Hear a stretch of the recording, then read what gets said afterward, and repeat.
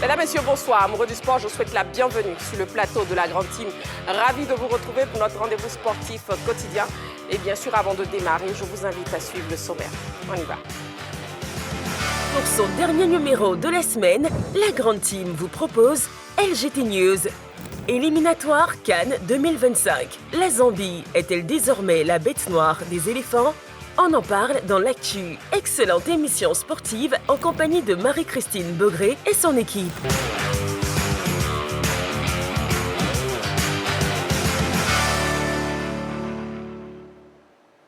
Voilà, nous sommes en direct sur la 3, la chaîne qui vous offre 3 fois plus de sport ce vendredi férié.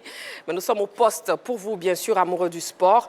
Et la question LGT de ce soir est ainsi formulée. Éliminatoire Cannes 2025, la Zambie est-elle désormais la bête noire des éléphants ? Vous l'avez compris, on fera donc le débrief du match Zambie-Côte d'Ivoire qui a eu lieu cet après-midi avec la victoire des Zambiens. 1-0, mais on note en tout cas que la Côte d'Ivoire est qualifiée pour la Cannes 2025, Maroc 2025. Pour ce plateau, justement, pour la Grande Team ce soir, je serai accompagnée de beaux messieurs. Voilà. Dorgelès Kofi, bonsoir. Bonsoir Marie-Christine Beugré. Vous allez bien? Je vais super bien. D'accord. Aimé Tchétché, bonsoir. Bonsoir Marie-Christine. Vous allez bien? Très bien. D'accord. On va essayer de terminer la semaine en beauté, même si... Toujours d'attaque. Toujours d'attaque, je sais. D'accord. Et puis, coach Kwadjo Georges, bonsoir. Bonsoir la toute belle. Merci beaucoup. Comment tu vas? Bon, pas trop bien à cause du match, mais bon, on est qualifié. Oui, on est qualifié, mais on est tous touchés, mais c'est pas grave. Mais c'est pas grave. On avancera avec. On avancera. Et puis, la Côte d'Ivoire, déjà, les éléphants de Côte d'Ivoire qui ont porté aujourd'hui le nouveau maillot d'Orgelès. Oui, comment vous avez trouvé? Ouais, bon, je pense que l'équipementier c'est bien travaillé. Nous sommes champions d'Afrique, 3 étoiles, donc je pense que c'est à l'image de la Côte d'Ivoire. Malheureusement, cette défaite-là, allez... Gâche un peu le plaisir. Mais en même temps, c'est un beau maillot. Mais attention à nos amis d'Adjamé, quoi. Ok, d'accord, bon, sans commentaire. Aimé Tchétché, le nouveau maillot des éléphants. Oui, je l'ai trouvé beau, même si on l'a vu en fin de match, déjà entaché, mais c'est de qualité. C'est de qualité. Et on est bien pressé pour en avoir aussi. Exactement. Coach Kwadjo Georges, oui. Oui, c'est de la qualité. Quand tu vois, tu es émerveillé et les yeux scintillent. Donc, vivement que ça vienne ici, qu'on les touche. D'accord, ok. Ben, vous savez déjà, le blanc ne nous réussit pas, hein, les éléphants. Ah ouais? Bon, on l'a remarqué aujourd'hui, on porte le maillot blanc. On veut le maillot orange. Bref, la première rubrique de cette émission, c'est LGT News, où bien sûr, on vous donne l'essentiel de l'actualité sportive. Et donc, c'est parti. Allez, on y va. LGT News. Débutons nos news avec le rallye international SSV Côte d'Ivoire 2024. Début de la course avec la super spéciale et la spécialité le décor. Les pilotes sont prêts, ils ont fait des recos. On a même été obligé d'augmenter le délai horaire des reconnaissances parce que c'était un peu difficile. Mais voilà, tout le monde est rentré, ils ont affiné leur mécanique. Là, on va pour la parade. Aujourd'hui, je vous ai dit, c'est sur San Pedro. Et demain matin, 9h, départ du rallye pour aller sur les pistes. Et voilà, pour 4 boucles. Tennis, finale ATP. Sinner domine Medvedev et termine premier de son groupe. Ouvrons le chapitre football à présent. Éliminatoire CHAN 2024. Début de regroupement pour les éléphants locaux. Les éléphants locaux ont débuté depuis mardi dernier la préparation des éliminatoires du championnat d'Afrique des Nations CHAN 2024. C'est avec 43 joueurs que Ndri Romaric, nommé récemment sélectionneur national adjoint de cette sélection, a commencé un stage. Selon le site officiel Facebook de la Fédération ivoirienne de football, la quasi-totalité des joueurs convoqués ont répondu à l'appel de l'encadrement technique. Le groupe devrait être au complet demain pour la suite du regroupement. Les éléphants qui affûtent leurs armes au jardin botanique de Bingerville auront 2 matchs tests à disputer face à leurs homologues du Maroc. Le premier aura lieu ce dimanche et le second se disputera le mardi prochain.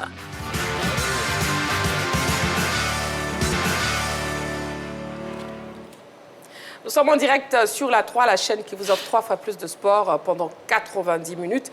Et bien sûr, je profite, très chers téléspectateurs, pour vous souhaiter une bonne journée de la paix. Oui, puisqu'aujourd'hui, 15 novembre, jour férié pour tout le monde. Mais nous sommes au poste, n'est-ce pas, Dorgelès? Effectivement. C'est un bonheur de travailler les jours fériés.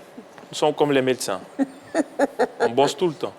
Voilà, tout à fait. Allez, donc j'espère que vous avez bien profité de ce jour férié et bonne célébration de la paix à toutes et à tous. La question LGT de ce soir, éliminatoire CAN 2025, la Zambie est-elle désormais la bête noire des éléphants? Voilà, c'est donc la question LGT. Vous aurez l'occasion de participer à l'émission en nous appelant soit sur le numéro de téléphone de la 3, le numéro c'est bien sûr le 27 21 59 93 99, ou bien vous avez la page Facebook de la 3 qui reste bien sûr disponible pour vous. Le débrief des news, on commence avec MHT, éliminatoire CHAN 2024. Alors je remarque avec beaucoup de plaisir que le coach Ndro Romaric va faire son premier regroupement. C'est de bon augure parce que c'est une compétition où on a toujours attendu les éléphants de Côte d'Ivoire. Malheureusement, sur ces dernières années, ils n'ont jamais pu atteindre le niveau qu'ils avaient atteint lorsque cette compétition se déroulait au Rwanda. Au Rwanda, on avait terminé 3e. Voilà, il y avait une très belle génération. Les joueurs de qualité, il en a aujourd'hui sous la main, Romaric. Il a de bons adjoints. Je pense qu'il pourra, avec sa méthodologie, sa technique de travail, ses mots qu'il choisit, qu'il sait choisir, parce qu'il a toujours été un entraîneur qui arrive comme un pompier.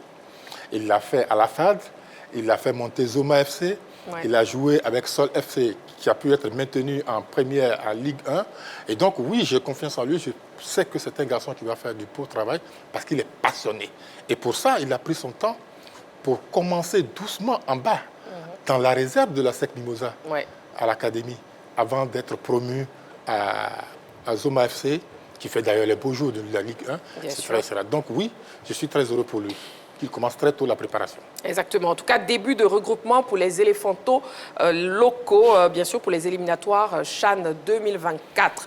Et puis, avec Dorgelès, on part en Italie. Voilà, Pogba. On va parler de Paul Pogba. Donc, Paul Pogba ne portera plus le maillot de la Juventus de Turin. Le club le plus titré d'Italie a annoncé quand même la résiliation de son contrat fin novembre. Donc, le champion du monde 2018 va plus porter le maillot de la Juventus. Donc, c'est la vieille dame qui l'a annoncé dans un communiqué, bien sûr. Donc, on va se dire, en formé quand même du côté de Manchester, il était passé du côté de cette formation de la Juventus. C'est là-bas qu'il a explosé. Ensuite, il est retourné du côté de Manchester.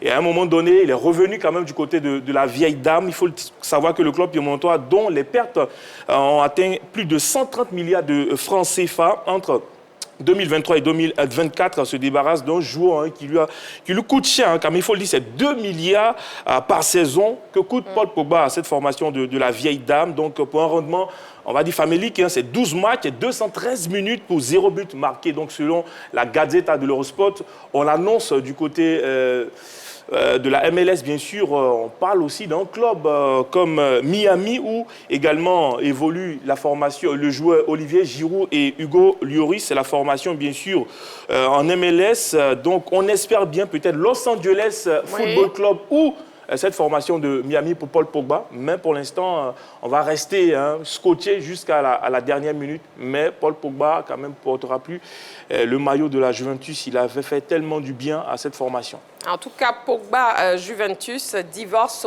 consommé. Et puis, bon, un petit mot quand même sur cette information. Mercato d'hiver, Ousmane Diomandé qui affole les grands clubs européens. Coach Kwadjo Georges. C'est un très bon joueur. On l'a vu cet après-midi aussi avec l'équipe nationale de Côte d'Ivoire. C'est normal, il est jeune, il a 20 ans. Et il est titulaire dans son club au Portugal. Et donc, c'est normal que des clubs comme Paris Saint-Germain et d'autres clubs veulent l'acheter. Manchester City, ça veut dire qu'il est promu à un bel avenir. Bon, je souhaite cet avenir promoteur, qu'il puisse être ce défenseur dont on a besoin réellement, complémentaire à Ndika ici ou bien à Gbadou, et pour pouvoir assurer notre bastion défensif. En tout cas, le champion d'Afrique 2023 est ciblé par le Paris Saint-Germain en France, Newcastle, Manchester United, Arsenal, Chelsea en Angleterre. Oui, Emichiche. Oui. De grands clubs. Oui. Bon, écoutez, la Première Ligue rappelle toujours de très grands clubs et je pense qu'on est toujours servi en regardant ce championnat de Première Ligue. J'ai été un peu distrait, hein, désolé.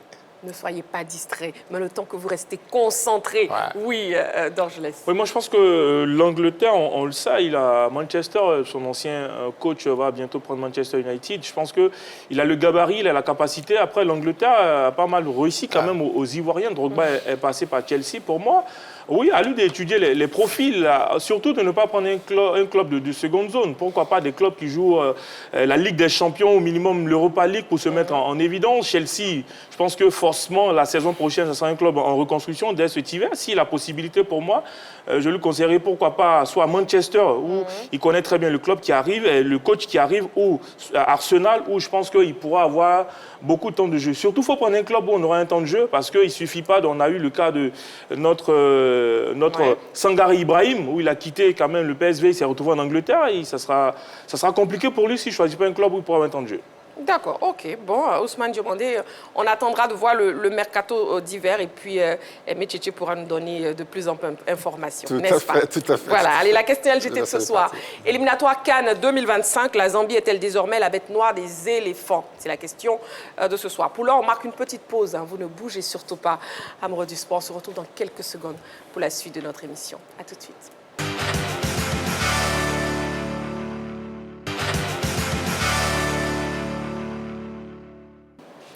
Nous sommes de retour sur le plateau de la Grande Team, toujours en direct, bien sûr, sur la 3, pour la question LGT de ce soir.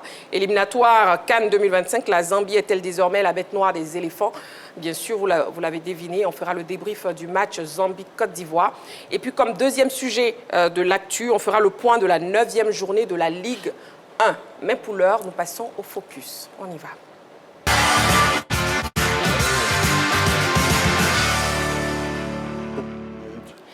Il se nomme Xavier Mengui, un invité assez spécial que nous recevons sur notre plateau. Ensemble, nous allons découvrir sa passion. On le reçoit donc sur le plateau de la Grande Team ce vendredi soir. On vous laisse vous installer confortablement. Merci. Bonsoir Xavier. Bonsoir Marie-Christine. Bienvenue sur le plateau de la Grande Team. Merci, je suis ravi d'être là avec vous.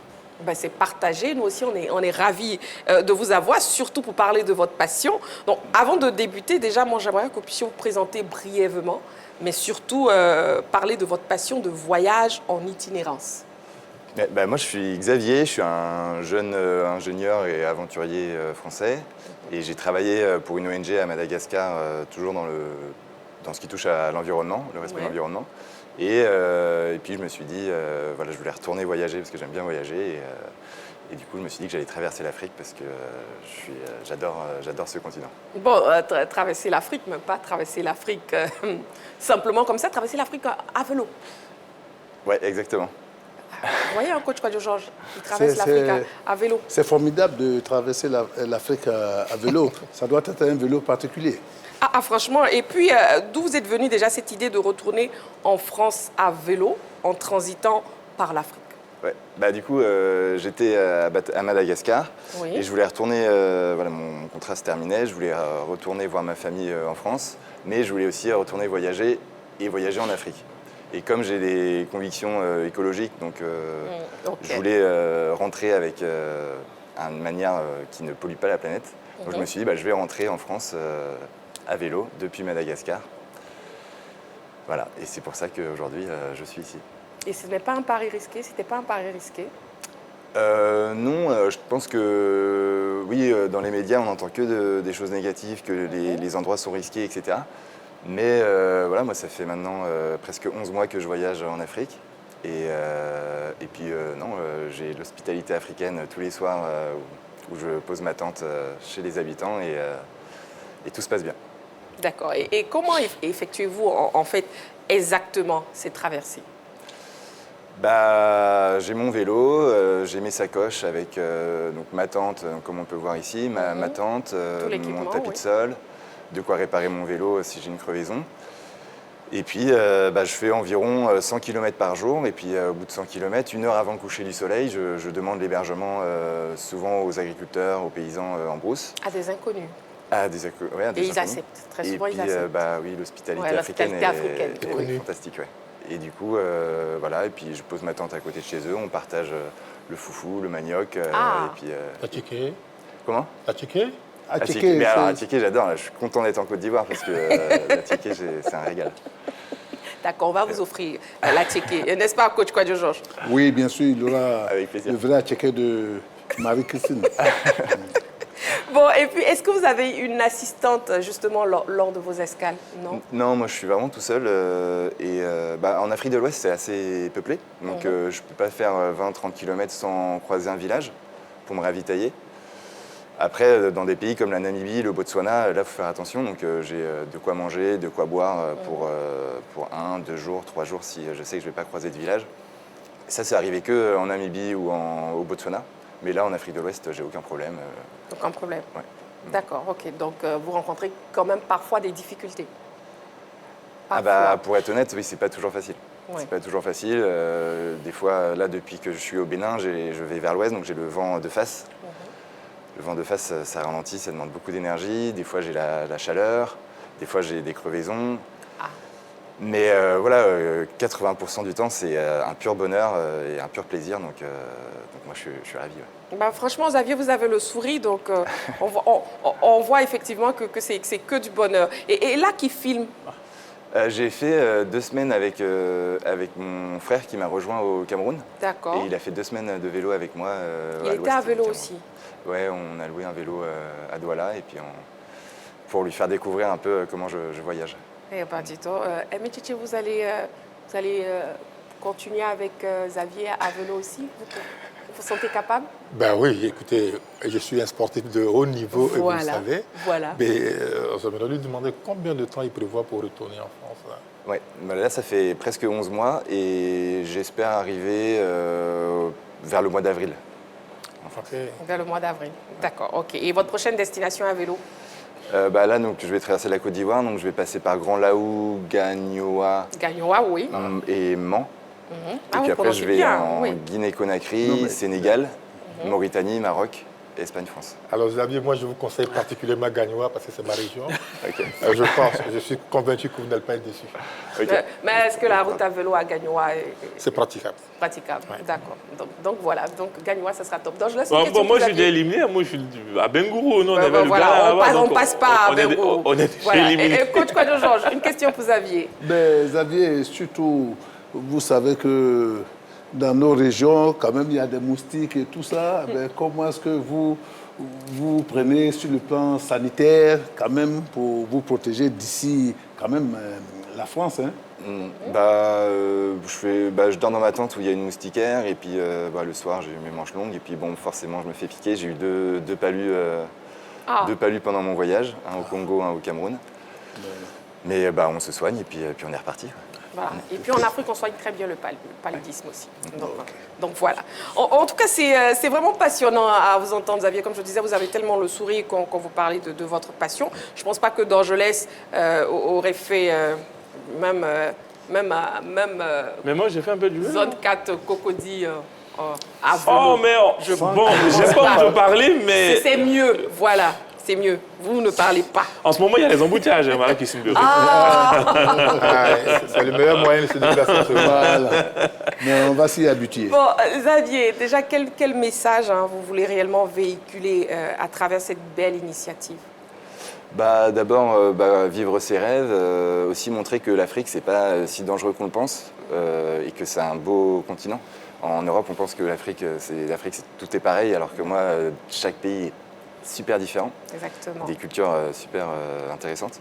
Et surtout, la principale cause, c'est pour les causes écologiques. Écologique, oui. En fait, je vais à la rencontre d'initiatives écologiques sur ma route pour montrer aux gens qu'il y a différentes façons de vivre, respectueux de l'environnement, avec des techniques alternatives qui existent.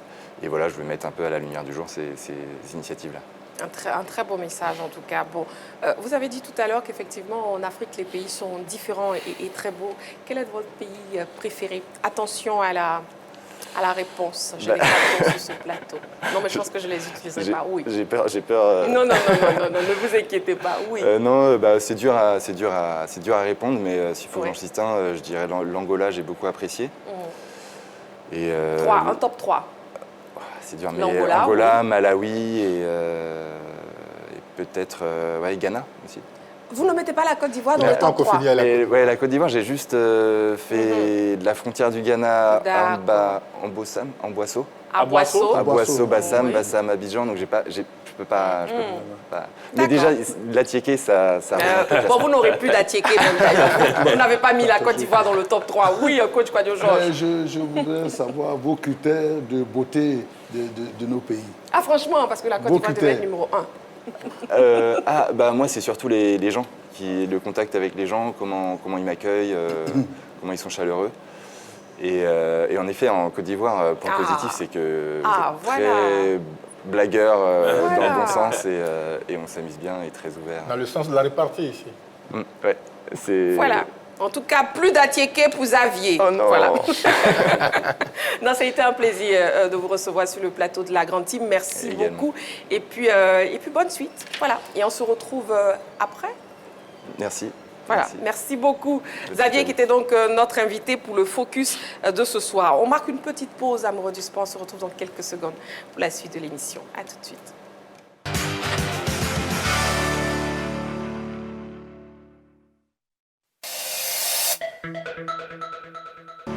Nous sommes de retour sur le plateau de la Grande Team en direct ce vendredi soir sur la 3, la chaîne qui vous offre 3 fois plus de sport. Et bien sûr, il est l'heure de passer à l'actu. On y va.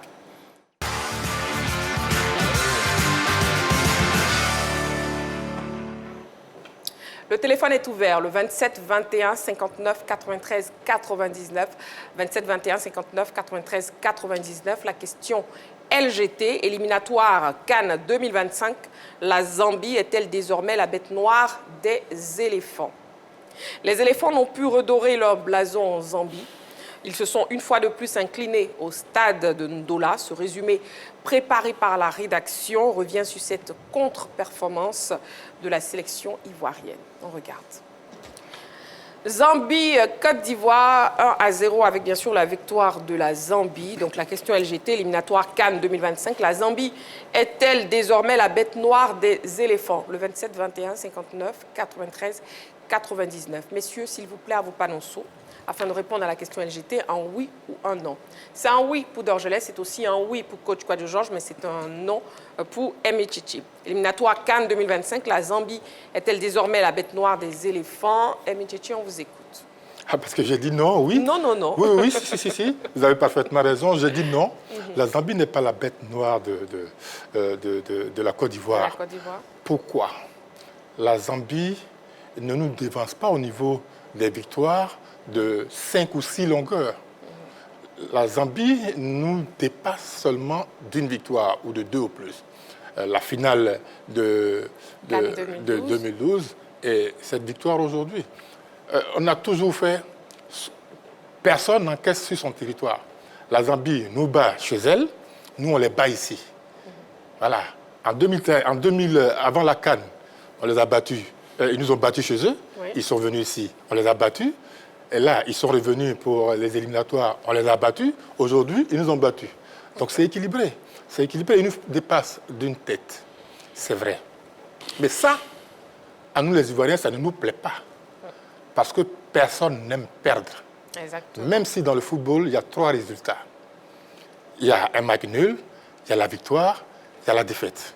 Et ce qui est révoltant, c'est que quand on regarde chaque fois cette équipe des éléphants jouer là-bas en Zambie, on a l'impression, ou ce n'est plus désormais une impression, ce sont des faits. les éléphants baissent complètement les bras. Ils deviennent amorphes. Et c'est ça qui est dérangeant. En même temps, ça nous ramène au comportement que les éléphants avaient avant la CAN. Ouais. Ils reprennent les mêmes habitudes, les mauvaises habitudes, là, après la CAN. Ils n'ont pas répondu là où on les attendait. Ouais. Du coup, les objectifs qui se sont fixés avant ce match n'ont jamais été atteints. Ouais, ouais. On peut perdre parce que c'est un résultat au football, sauf si on n'est pas fair play. On peut perdre.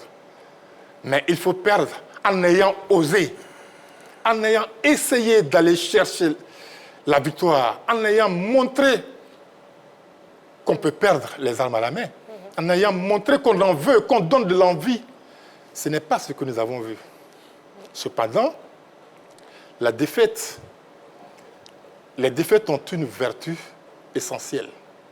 Okay. Le travail, la remise en cause de soi, l'humilité et le respect des critiques. Ah ouais.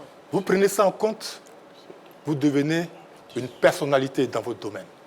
Et je pense que les éléphants devraient, ils ont des qualités, on n'en doute pas, mais je ne peux pas admettre que les éléphants soient dans la réaction, dans des réactions d'urgence en cas de danger. Okay. Remarquez, pendant la CAN, les éléphants ont réagi dans l'action, dans l'urgence, face au danger. Oui. Et ça, ce n'est pas bon. D'accord, très bien. En tout cas, pour vous, c'est bien un non. La Zambie n'est pas désormais la bête noire des éléphants. Et je retiens une chose, en football, il y a 3 résultats. Il y a la victoire, il y a le match nul et il y a la défaite. Aujourd'hui, c'était jour de défaite, malheureusement, pour les éléphants de Côte d'Ivoire. Nous avons un appelant, M. Koné Lassina, qui nous appelle d'Abengourou. Bonsoir, M. Koné. Bonsoir, madame. Bienvenue sur le plateau de la Grande Team. Merci beaucoup, madame. D'accord. Juste intervenir sur l'émission. D'accord, c'est avec plaisir. Mais je vous repose la question, éliminatoire CAN 2025. La Zambie est-elle désormais la bête noire des éléphants? On vous écoute, M. Koné. Moi, je ne pense pas que la Zambie est la bête noire des éléphants. OK. Parce que quand on a regardé le match, bien vrai que c'est la deuxième mi-temps qu'on a regardé. Oui. Mais en regardant ce match, on a vu que l'état de la pelouse n'était pas ça. Okay. Voilà, donc moi je pense que le niveau que les joueurs ivoiriens ont aujourd'hui, là, ces gens de pelouse ne doivent plus être homologués même par la FIFA et par la CAF. Voilà, si c'était sur une belle pelouse, moi je pensais que les Ivoiriens allaient parfaitement bien jouer. D'accord, donc pour vous c'est l'état de la pelouse qui a joué en défaveur des éléphants. Exactement, exactement. Okay. Moi j'aimerais que les Ivoiriens prennent le mal en patience. Et que progressivement, on va aller comme ça à la CAN au Maroc pour aller remporter la coupe pour devenir. D'accord, ok. Donc moi, je pense que c'est la pelouse. Il n'y a pas de feu, à la maison, il n'y a pas de crise. D'accord. Il faudrait qu'on encourage MS Faye et les autres pour pouvoir aller de l'avant. Très bien. C'est bien donc noté. Moi, je pense que c'est la pelouse. C'est bien noté, M. Koné Lassina. Okay. Merci beaucoup. Merci beaucoup, madame, et bonne émission à vous. Merci beaucoup. Merci pour votre participation à l'émission. Pour lui, il n'y a pas du tout de feu à la demeure. C'est tout simplement le mauvais état de la pelouse qui a joué en défaveur des éléphants de Côte d'Ivoire. Éliminatoire CAN 2025. La Zambie est-elle désormais la bête noire des éléphants? Telle est la question LGT de ce soir. Vous pouvez nous appeler au 27 21 59 93 99. Dorgelès, on vous écoute. Pour vous, c'est un oui? Oui, c'est un oui. J'ai poussé un peu les recherches, toutes compétitions confondues. C'est 11 matchs entre nous et Zambiens. Vous avez 7 victoires pour la Zambie, un match nul et 3 victoires pour la Côte d'Ivoire. Oui. Sur 11 matchs et 10 buts marqués par les Zambiens, 11 marqués par la Côte d'Ivoire. Donc, si on pousse la réflexion, oui. Cette formation zambienne-là nous crée beaucoup de difficultés. On gagne des matchs et quand on gagne, on marque beaucoup de buts. Mais surtout, c'est des victoires 1-0, généralement de la part de l'équipe de la Zambie. Donc, oui, en termes de statistiques, quand je regarde, forcément, c'est la bête noire. Même si nous sommes champions d'Afrique, sur ce qu'on a vu, c'est vrai, on a vu la seconde période, mais dans le jeu proposé, ils étaient à domicile. Je ne suis pas d'accord quand l'appelant parle de l'état de la pelouse. Non, là, on regarde l'erreur quand même de Ndika. Donc, non, attention, c'est une formation qui a l'habitude de jouer ensemble. Ça ne tourne pas beaucoup, ils se connaissent. Ils sont en domicile, il y a le public. Et ça compte exactement. La CAN, quand on la gagne, c'est avec le public qu'on gagne la CAN. Et surtout, le problème au jeu de la Côte d'Ivoire, c'est de se poser, est-ce qu'on sait voyager à l'extérieur malgré tous nos joueurs que nous avons? Non. Parce que moi, j'ai trouvé une équipe compacte qui est à domicile, qui a l'habitude de jouer ensemble. Ils ne se sont pas affolés. Ils ont joué ce qu'ils pouvaient faire. Ils sont allés chercher, marquer ce petit but-là pour nous mettre en difficulté. Parce que quand vous regardez 45 dernières minutes que nous avons vues, on n'a pas une grande équipe de la Côte d'Ivoire. Par contre, on a trouvé des occasions de but, regardez, de la part de la Zambie. Pour moi, ils nous ont bousculé. Oui, au fur et à mesure que les matchs avancent, la Zambie devient une bête noire pour les éléphants de Côte d'Ivoire. On se rappelle en 2012. Après ça, il y a des victoires qui sont arrivées. Mais attention à cette équipe, elle est difficile à jouer. Et jusqu'à présent, pour moi, dans l'animation du jeu, dans la façon dont les éléphants ont évolué cet après-midi, pour moi, non. Les Zambiens étaient au-dessus de nous. Faut le dire, même en termes de statistiques. On n'a pas retrouvé cette équipe qu'on avait l'habitude de voir. Pour moi, oui, je dirais un grand oui. Les éléphants de Côte d'Ivoire sont toujours bousculés par l'équipe de la Zambie, notre bête noire, jusqu'à présent. D'accord, ok. Donc pour Dorgelès, la Zambie est désormais la bête noire des éléphants. Ok, ce qui n'est pas le cas pour Emetcheche. Avant d'écouter coach Kouadio Georges, nous avons un appelant, M. Diarra, qui nous appelle de Yopougon. Bonsoir, M. Diarra. Bonsoir, Marie-Christine. Bienvenue sur le plateau de la Grande Team. Merci, je voulais saluer aussi tout le plateau. Bonsoir. Oui. Voilà, Bonsoir. c'est fait. On vous écoute, M. Zara. Est-ce que la Zambie est désormais la bête noire des éléphants? La Zambie est devenue la bête noire des éléphants. OK. Parce que les éléphants ont voulu que la Zambie soit notre bête noire. Moi, je ne peux pas comprendre qu'on a pris une défaite là-bas 3-0 et en tant que champion en titre, on se fait battre encore. Moi, je n'admets pas ça. Les éléphants ont voulu que la Zambie devienne aujourd'hui notre bête noire. Voilà, c'est ce que j'avais à dire. D'accord, ok, c'est bien noté. Voilà. C'est bien noté. Merci beaucoup, M. Diarra. Merci beaucoup pour votre participation à l'émission. Éliminatoire Cannes 2025, la Zambie est-elle désormais la bête noire des éléphants? Coach Kouadio Georges, on vous écoute. Oui, moi je pense que la Zambie est devenue notre bête noire parce que quand on fait une analyse, c'est sur le plan des statistiques. Ouais. Bon, on prend 11 matchs, la Zambie a 7 victoires, la Côte d'Ivoire en a 3, il y a eu un match nul. Aussi, les 5 derniers matchs, la Zambie a 2 victoires et la Côte d'Ivoire en a 3. Ça veut dire quoi? Que cette équipe de la Zambie, au moment où on a besoin peut-être d'une victoire ou bien on a besoin d'une victoire, cette équipe peut nous empêcher d'arriver à nos fins. Donc, c'est une bête noire. Aussi, cette équipe nous a empêché de gagner une CAN. Ah, oui. Ça aussi, c'est énorme. C'est l'apothéose d'une compétition où quand tu gagnes une CAN, tu es heureux. Mais c'est la Zambie qui nous bat à la route. Donc, en 2012, on a été tous traumatisés par cette finale. Cette équipe-là, nous sommes à mano, mais que cette équipe nous empêche d'être nous-mêmes à certains moments. Donc, on peut dire que cette équipe de la Zambie est notre bête noire. D'accord, ok. C'est bien compris. On va avancer dans le débat, hein, messieurs. Très chers téléspectateurs, n'oubliez pas, éliminatoire Cannes 2025. La Zambie est-elle désormais la bête noire des éléphants de Côte d'Ivoire? Le 27, 21, 59, 93, 99 et toujours la page Facebook de la 3. Bon, messieurs, le 11 de départ d'Emes Faye, est-ce qu'il vous a surpris? Non, moi je n'ai pas été surpris. Mercredi, oui, à LGT ici, on avait esquissé des probables propositions de classement. Bien sûr. Et parmi nous, Jean-Philippe Aurier avait insisté sur le fait que pour lui, c'est Ousmane Diomandé qui allait jouer dans l'axe avec Ndika. Vous vous en souvenez, je suppose. Bien sûr, bien sûr. Ça a été le cas. À part lui, tous les autres ont été, nous les avons tous cités ensemble. Donc c'était la meilleure formation du moment. C'était la meilleure formation du moment, alors, cette équipe présentée en première période. Qu'est-ce qui n'a pas marché maintenant, parce que cette équipe-là, c'est les meilleurs à leur poste dans leur club. Bien sûr. Voilà, par quelques exceptions, mais c'est les meilleurs à leur club. Prenez Wilfried Singo, meilleur, le gardien Yaya Fofana, titulaire dans son club. Ousmane Diomandé, il vaut désormais des milliards. Est-ce que c'est quand ce garçon arrive en équipe nationale de Côte d'Ivoire qu'il se retropicalise? C'est la grande interrogation.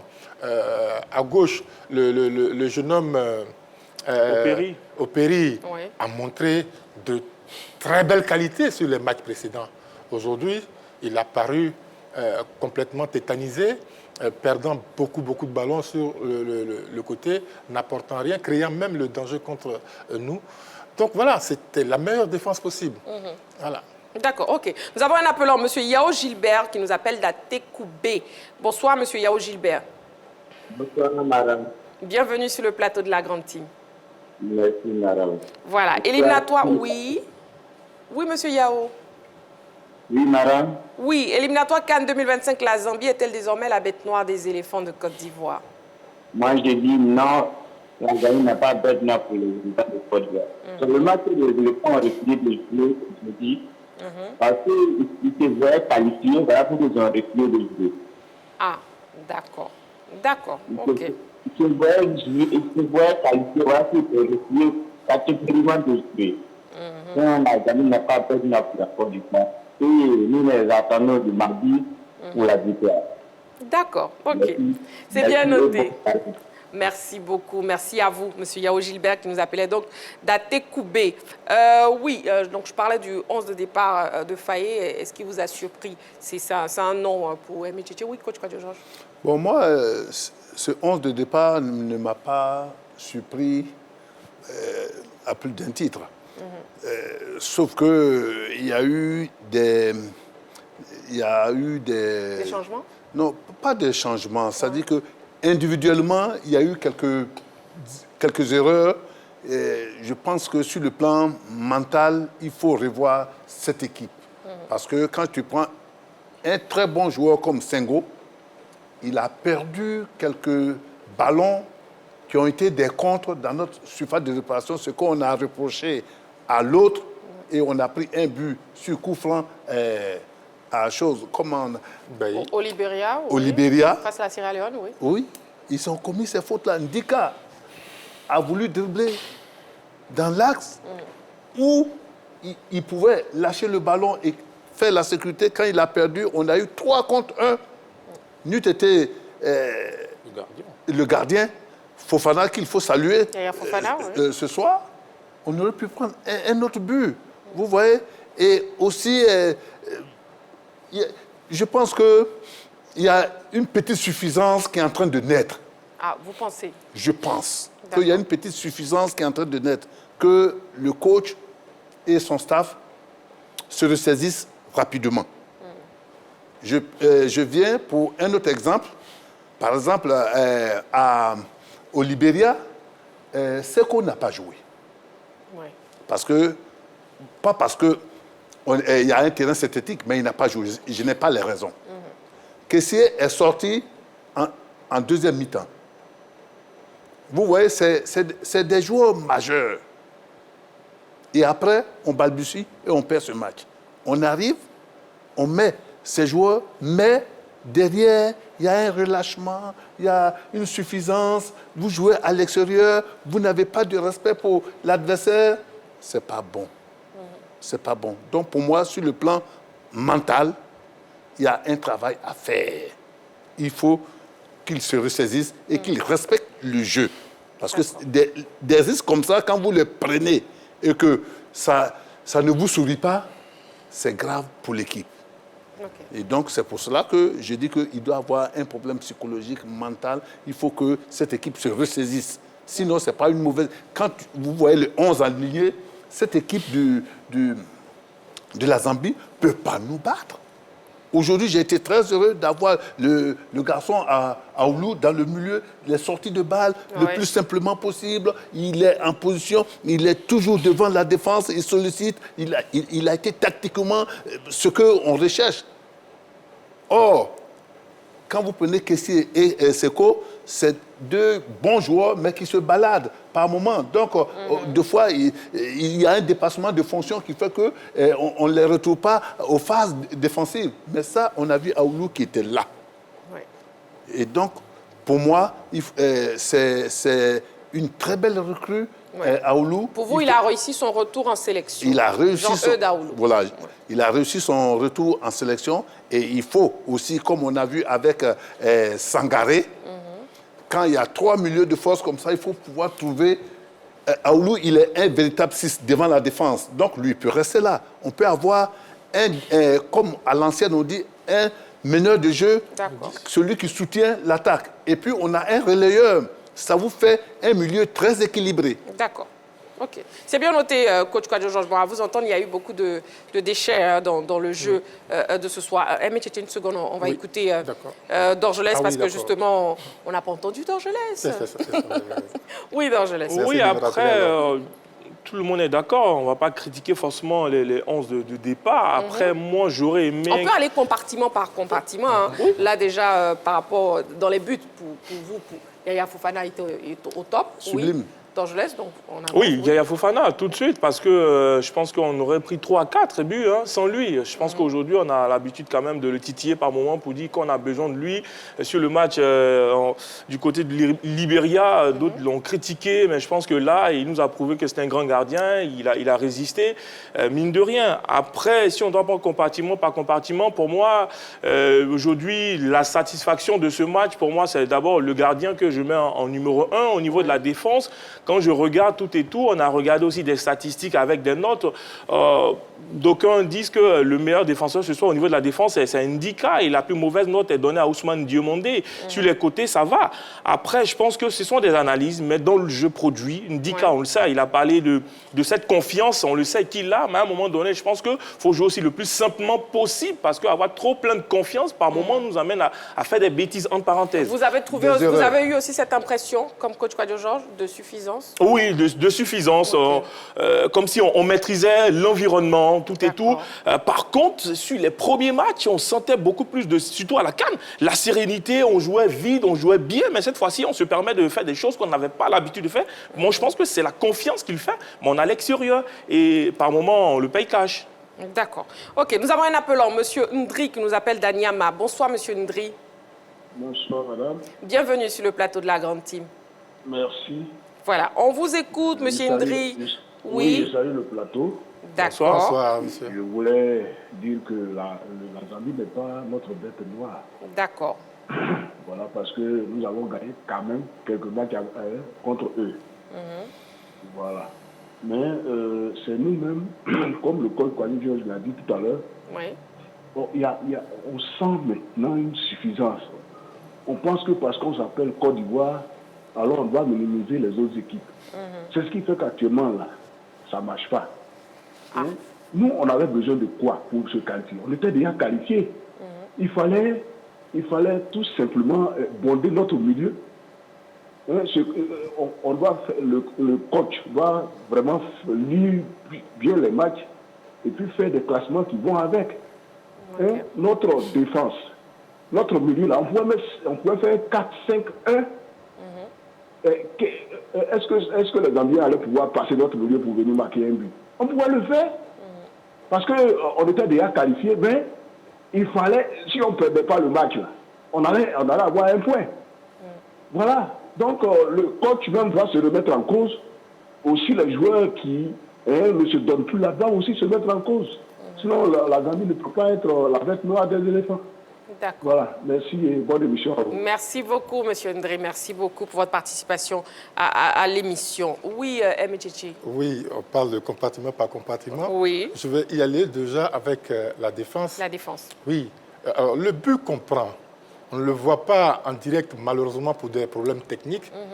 Non, mais on a l'image. Si on nous remet l'image, vous comprendrez but, mon analyse. Oui. Je trouve qu'il y a une grosse faute professionnelle, à moins que je me trompe. Hein. Donc là, on a l'image. Oui, regardez la position du ballon. Il y a 3 défenseurs ivoiriens qui sont alignés dans l'axe. 3 ou 4.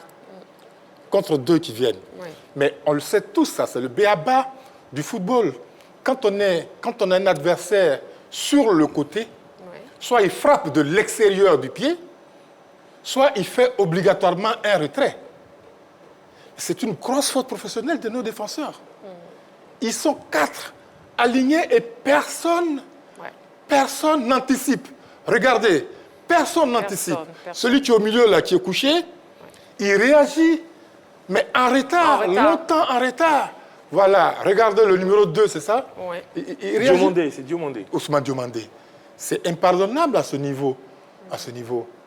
Et donc, voilà déjà une grosse faute majeure sur la défense. Sur la défense. Oui, Dorgelès. Ça peut s'expliquer parce qu'on a dit cette suffisance peut-être qui est en train de se mettre en place au niveau de notre équipe nationale. Parce qu'on le sait, on a l'extérieur.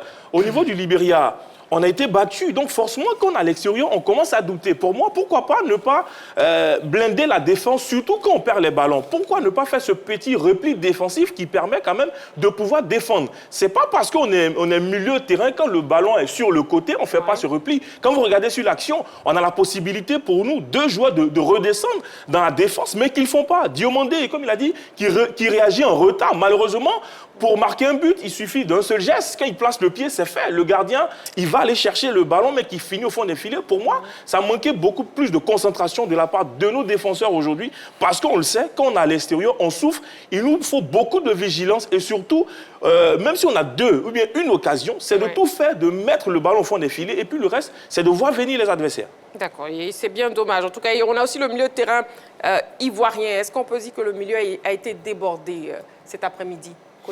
Non, je ne dirais pas que le milieu a été débordé, mais sur le but quand même, quand le ballon passe sur le côté droit, vous voyez bien que cette passe-là qu'on donne, Kessé est dépassé. Ils viennent créer le surnom, ils sont 2 et ils passent Kessé. Mais ce n'est pas ce joueur-là qui marque, mais il vient obstruer le passage à Kessé. Et l'autre, du plat du pied, il met le ballon.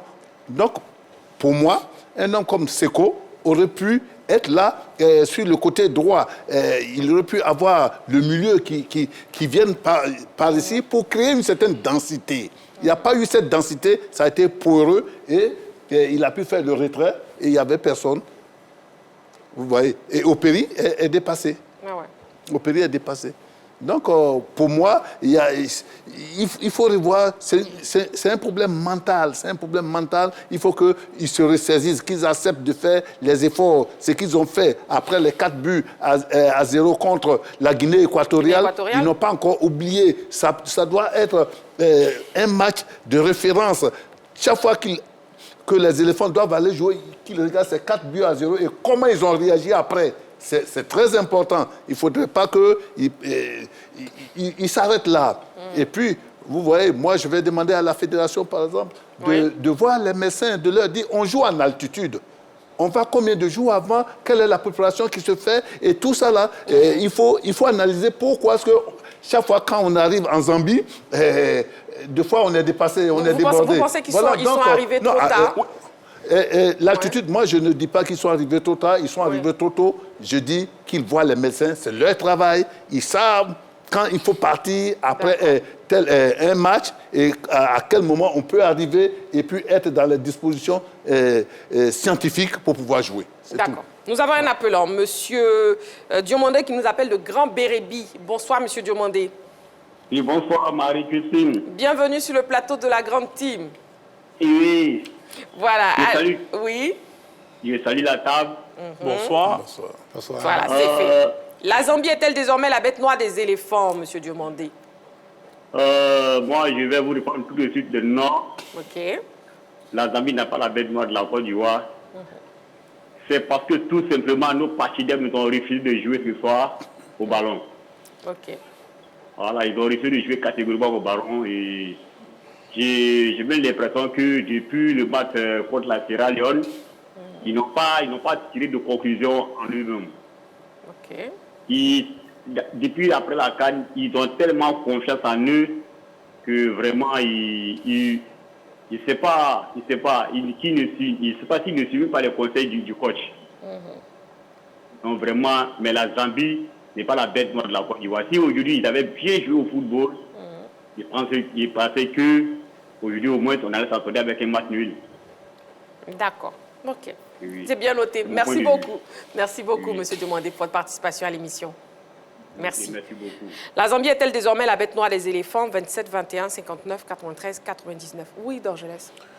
Oui, je suis tout à fait d'accord avec le coach Kouadio Georges. Quand il parle de moi, j'ai failli lui poser la question, c'est de savoir, est-ce que physiquement, nos garçons répondent quand même sur l'ère de jeu? Parce que beaucoup, on le sait, ils sont arrivés un peu en retard, ils ont eu des matchs de championnat, on le sait, ils sont entrés en Côte d'Ivoire, ensuite on s'est préparé. Est-ce qu'on a eu, pour moi, je suis tout à fait d'accord, est-ce qu'on a les taux pour préparer aussi ce match? Parce qu'on le sait, nous sommes en altitude, il y a pas mal de choses qu'il faut mettre en place. J'ai eu la chance quand même d'être avec les éléphants, j'ai vu ce qui s'est passé du côté du Cameroun, on est revenu avec une victoire. Parce qu'on a vu quand même la préparation, c'est allé tôt, il y a eu pas mal de choses qui se sont effectuées et la victoire est sortie au bout. Aujourd'hui, ils reviennent quand même de leur championnat, ils ont effectué des séances d'entraînement, ensuite ils ont effectué le voyage. Pour moi, est-ce qu'ils ont envie de récupérer? Est-ce qu'ils étaient à 100% pour aller jouer ce match? Parce que même si on a regardé les 45 dernières minutes, le stade était magnifique en termes de public, donc il y a aussi la pression.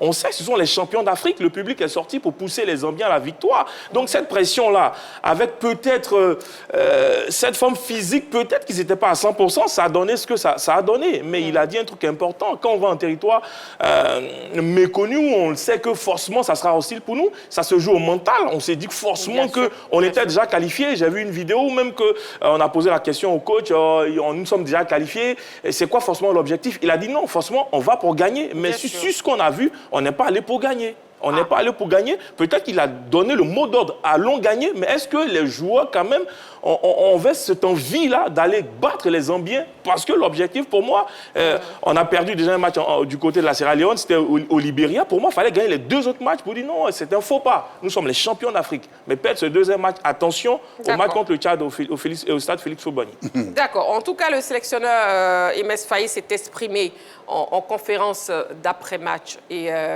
on verra donc tout à l'heure les propos du sélectionneur Faye. Oui, Emichichi. Alors on passe certainement au compartiment le milieu de terrain. Oui, bien sûr. Le milieu de terrain qui a été sur ce qu'on a vu, les 45 ou les 35 dernières minutes qu'on a vu. J'ai vu une équipe qui semblait marcher. Carrément sur le terrain avec le ballon.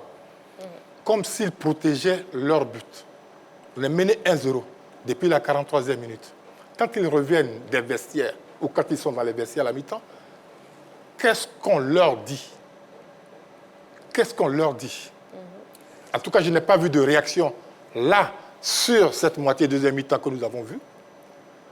Et si on ne leur a rien dit, c'est que c'est grave. Parce que tout de suite derrière, quand le match reprend, il faut la barricade. D'abord, il y a une action derrière la reprise de la seconde mi-temps. La seconde mi-temps, oui. Il y a une action de Joseph Banda à la 55e minute. 55e minute. Et après, à la 77e minute, il y a le sauvetage façon gardien de handball de Yaya. Donc, ce milieu de terrain-là, je ne les ai pas vus muscler, je ne les ai pas vus muscler leur jeu. Ils jouaient comme si c'est eux qui menaient, incapables de faire des combinaisons, incapables de sortir le ballon sur le côté pour pouvoir contourner ce bloc qui était si bas, ou quelquefois médian, c'est-à-dire pas trop bas, pas trop haut, mais ils étaient juste au milieu et ils nous attendaient. Aucun mouvement. Et ça, c'est pour ça que j'ai parlé de travers, les anciens travers, les anciennes habitudes qu'ils ont reprises. Ouais. Et ça me fatigue, il faut que ça soit corrigé. Il faut que ça soit corrigé. On ne peut pas le faire sur une canne et puis ne pas continuer de jouer agressif, comme on l'a été tout le temps. D'accord. Et l'attaque? Alors l'attaque, évidemment, quand tu as un milieu de terrain qui marche, qui ronronne, qui marche avec le ballon, qui joue à 2 à l'heure, sans vitesse, eh bien, il est clair que les attaquants ne verront rien, n'auront aucune occasion. Je ne sais pas si il a les statistiques, si on a eu au moins 1 ou 2 tirs au but. Non, un tir cadré, non, je ne crois pas. Parce que ces milieux de terrain-là, qui sont de très bons joueurs, je le répète encore, qui sont de très bons joueurs, des joueurs à respecter, bien sûr. Ils ont manqué d'imagination. Ils ont manqué comment contourner le bloc zambien. Voilà. Okay. Et avec les milieux de terrain, les ailiers, mais dans ce cas, les attaquants n'ont aucune occasion à se mettre sous la dent. Vous avez vu Bayo Vakoum, quand il est rentré, il est obligé de décrocher jusqu'au milieu pour toucher à un ballon. Le deuxième ballon qu'il touche, il met dedans, mais c'est hors-jeu.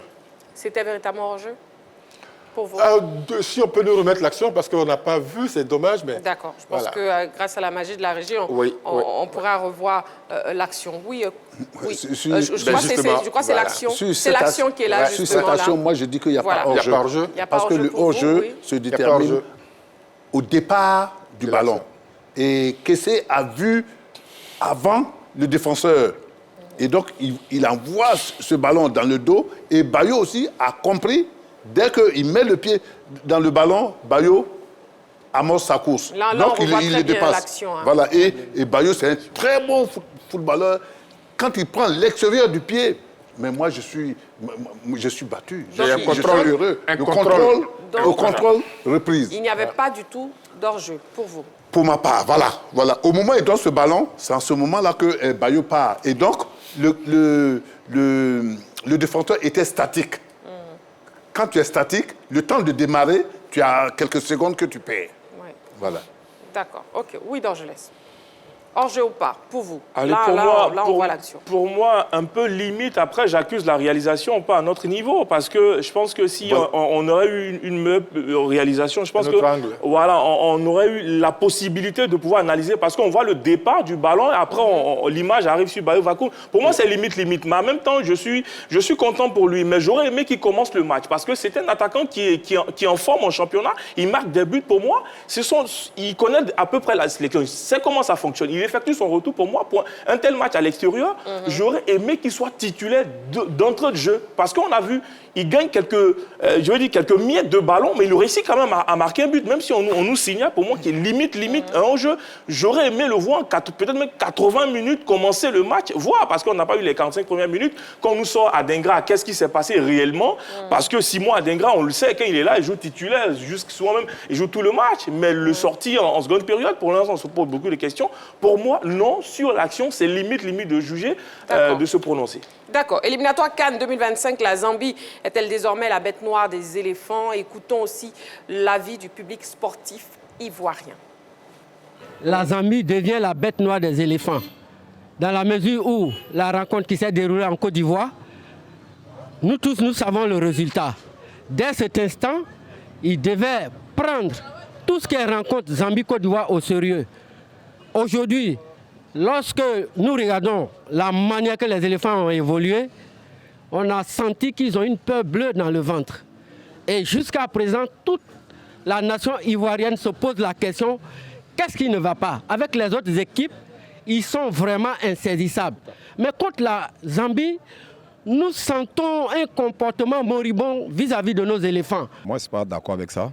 Parce que même tout à l'heure, on était dans le débat, je disais que si on parle des Zambie d'avant, je suis d'accord. Mais aujourd'hui, de la Côte d'Ivoire qu'on parle là, Zambie peut être la bête noire de la Côte d'Ivoire. Si on doit accuser quelqu'un actuellement, c'est l'entraîneur. Parce que quand il est là où la Côte d'Ivoire arrive actuellement, nous on n'a pas, c'est-à-dire tous ceux qui doivent nous courager comme ça là, on doit se faire respecter. La Zambie devient la bête noire des éléphants. Parce que tout l'élément, dans le mois de janvier, on a bien joué le match. La Côte d'Ivoire même était en joie. Même sauf, moi, ça semble être en joie. Vraiment. Mais aujourd'hui, le match qu'on a joué, vraiment, les Ivoiriens n'ont pas joué. Aujourd'hui, dire que la Zambie est la bête noire des éléphants, bon, écoutez, c'est des systèmes de jeu qui changent, machin. On a des différents entraîneurs. Donc, dire que la Zambie est la bête noire, non. C'est les joueurs qui ont... Voilà, c'est donc l'avis du public sportif ivoirien. Éliminatoire Cannes 2025, la Zambie est-elle désormais la bête noire des éléphants? C'était la question LGT de ce soir. Les résultats et le classement. Allez, on a eu le match Tchad-Sierra Leone, un but partout. La Zambie a battu la Côte d'Ivoire 1-0. Donc au classement, la Zambie en tête avec 10 points.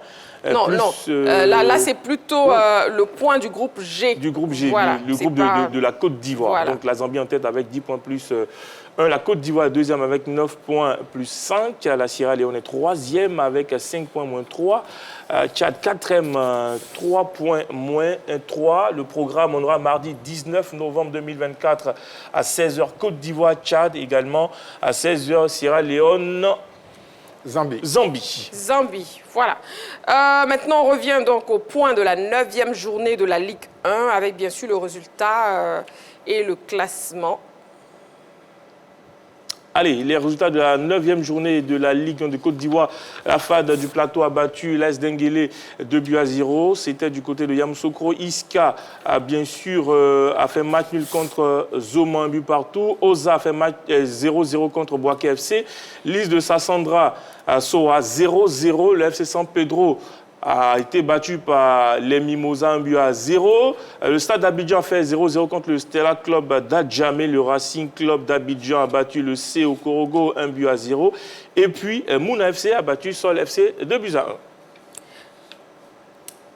Au classement, c'est la FAD qui domine les débats avec 23 points plus 12. Le Stade d'Abidjan deuxième avec 19 points plus 1. Mouna est en 3e position avec 14 points. Le Stella Club d'Adjamé est en 4e position. Au bas du classement, on retrouve la formation du RCA avec 6 points. Le COK boucle la marche avec 5 petits points, moins 10.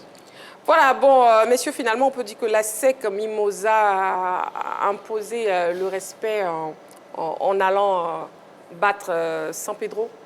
Oui, on peut dire que la SEC a certainement amorcé sa remontée vers le podium. Marquer un but à San Pedro, même si l'équipe de San Pedro n'est pas très en forme en ce moment, on les bat régulièrement là-bas, il faut reconnaître que la SEC a fait le job en allant gagner par le strict minimum 1-0, et c'est bien pour le moral des Mimos. Et on a la FAD. Bon, déjà, qu'est-ce que vous pensez du leader? La FAD, toujours invaincu, 7 victoires en 9 matchs. Coach Kouadio Georges, la FAD. C'est exceptionnel. On n'a jamais vu la FAD jouer de cette manière. Depuis que la FAD a été créée, fait 7 victoires. C'est exceptionnel, c'est beau, et je pense que la FAD a mûri. Ces académiciens ont vraiment mûri, et c'est le coach Kofi Firmin qu'il faut saluer, et saluer aussi le président Jacques Anouma, à qui je fais un coucou, parce qu'il connaît le football et il a une équipe qu'il tient, et cette affaire du plateau vraiment nous fait plaisir. La FAD, c'est surtout un bastion défensif imprégnable. Un seul but encaissé en 9 matchs pour 13 buts marqués. On comprend que cette défense dirigée par Okenyi, le gardien là, qui a été appelé en équipe nationale à prime, soit appelé déjà à juste raison. Et puis Zadi Benito, l'ex-transfuge de la SEC Mimosa, qui monte la garde autour de ses camarades. Un bastion imprégnable, en tout cas, après 9 journées. C'est à saluer. En tout cas, la FAD, leader. Hein, oui, leader avec un capitaine emblématique, Topio quand même, qui pour moi, le facteur X de cette formation-là, qui est quand même ce joueur-là capable de permettre à ses joueurs, à ses partenaires de se sublimer. On se rappelle de ce but marqué par Josué du côté de Yamoussoukro. Il a récidivé encore pour Ricky. Donc, pour dire que dans cette formation, oui, on a des garçons qui jouent bien au ballon, et tout ça est orchestré par un coach quand même qui monte en puissance, Kofi Firmin. On espère que ça va durer longtemps, parce que par moments, il y a eu des matchs nuls, mais rapidement, ils sont revenus avec la victoire. Surtout, ils ont le meilleur buteur du championnat dans cette formation de la FAD. Donc attention, oui, pour moi, c'est une équipe taillée pour aller remporter, pourquoi pas gagner le titre si elle continue de jouer ainsi. Et puis on a FC Mouna qui réalise aussi un beau parcours. Oui, ils sont 3e avec 11 buts marqués, 8 buts encaissés, mais c'est le travail de rafraîchissement, entre guillemets, de l'équipe à l'intersaison. Le président Ali Mouna, je crois, c'est comme ça qu'il l'appelle, il a décidé de changer carrément l'équipe, de prendre presque une nouvelle équipe. Et aujourd'hui, je crois que ça commence à prendre, la mayonnaise commence à prendre avec son entraîneur, qui n'est autre que Oussou Israël. Hein. Donc cette équipe marche déjà au super, mais la compétition est longue. Nous sommes qu'à la 9e journée, il y a encore beaucoup de matchs. Il ne faudra pas que, ce que je ne leur souhaite pas, que cette équipe, la machine s'essouffle très tôt. FC Mouna, coach Kouadio Georges. Oui, c'est une très bonne équipe, une très belle équipe. Je l'ai vu jouer, c'est une équipe qui a la possession, dans la progression, et puis dans le déséquilibre, on sent que cette équipe qui est toujours en mouvement, et puis à la finition, quand ils réussissent, c'est vraiment clinique. Donc je dois saluer le travail du coach Kofi Israël, qui vraiment apporter du nouveau à cette équipe. On a vu cette équipe l'année dernière qui vraiment était à genoux. Mais cette année-là, on sent que le changement de coach et puis de philosophie de jeu, ça a apporté à cette équipe. Je souhaite qu'il continue comme ça. Comme le chemin, il est encore long, mais félicitations pour le bout de parcours qu'ils ont déjà fait. Racing Club d'Orgelès, Racing Club qui a enregistré son premier succès de la saison. Oui, c'est difficile pour cette formation du Racing Club d'Abidjan ce début de saison. On le sait, c'est une équipe qui est habituée à laisser partir ses meilleurs hommes. Donc pour moi, c'est peut-être une équipe en reconstruction.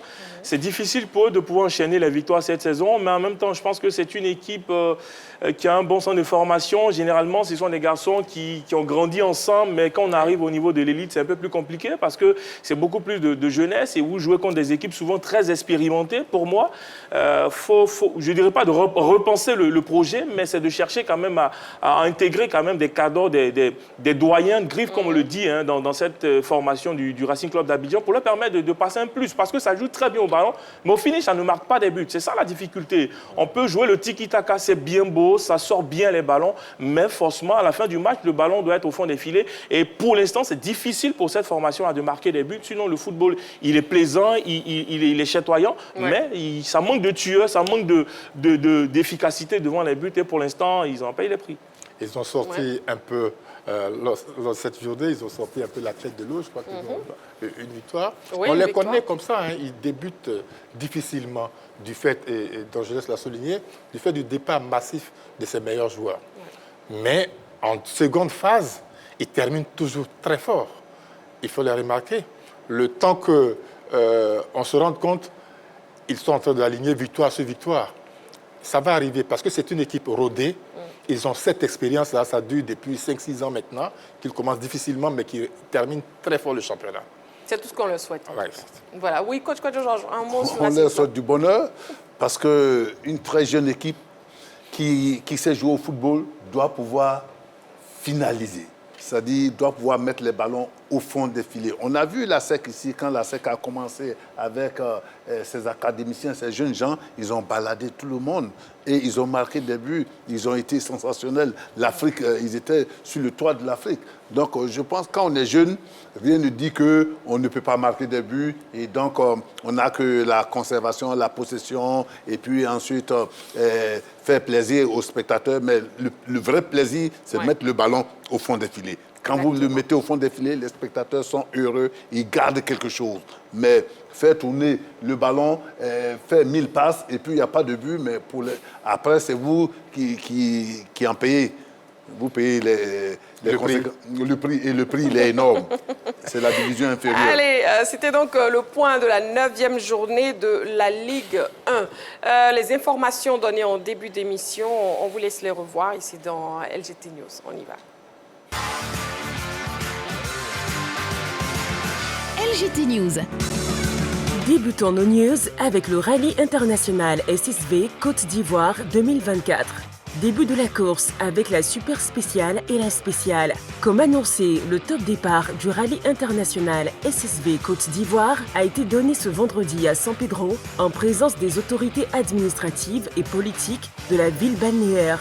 Ce sont finalement 18 équipages qui prennent part à cette compétition internationale à laquelle participent des pilotes étrangers venus de la France principalement. Le rallye international SSV Côte d'Ivoire 2024 a débuté à la zone portuaire par la super spéciale, un circuit fermé de 3 km à effectuer 2 fois. La spéciale longue de 8 km a été l'occasion pour les pilotes de rivaliser à travers les artères de la ville. Ce samedi, la course se fera entre San Pedro et Grand Bérébi. L'enjeu de cette course est de taille, puisqu'elle déterminera par ricochet le champion de Côte d'Ivoire. La guerre est donc déclarée entre Gary Chains et Kevin Ijazi. À l'issue de la conférence de presse tenue ce matin, Nino Zarour, le directeur de course, a planté le décor.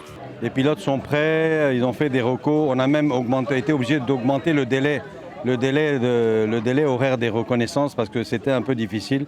Mais voilà, tout le monde est rentré, ils ont affiné leur mécanique. Là, on va pour la parade. Aujourd'hui, je vous ai dit, c'est sur San Pedro. Et demain matin, 9h, départ du rallye pour aller sur les pistes. Et voilà, pour 4 boucles. Tennis, finale ATP, Sinner. Ouvrons le chapitre football à présent. Éliminatoire CHAN 2024.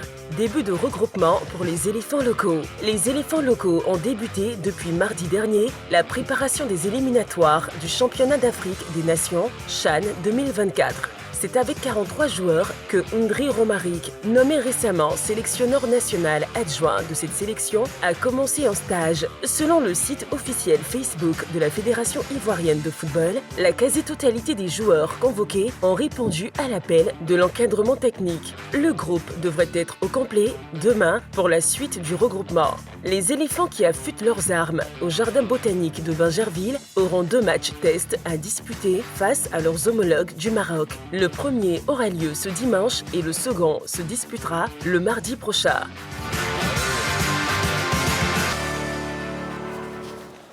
Voilà, c'est la fin de la grande team, amoureux du sport. Merci beaucoup, messieurs. Merci, Ami Tchétché. Merci Marie-Christine, c'était un plaisir. Merci beaucoup. À vous plaisir aussi. Partagé chaque soir. Merci Dorgelès, bon merci week-end. Merci Marie-Christine Beguet, bon week-end à vous. Voilà, merci Coach Kouadio Georges, bon week-end. Merci la belle, tu as la richesse à Caen, l'or et le Corée. Merci beaucoup, Coach Kouadio Georges. Merci beaucoup, amoureux du sport. Bon week-end à vous, surtout avec les programmes de la 3. Nous, on se retrouve lundi. D'ici là, prenez soin de vous et n'oubliez pas, faites toujours du sport.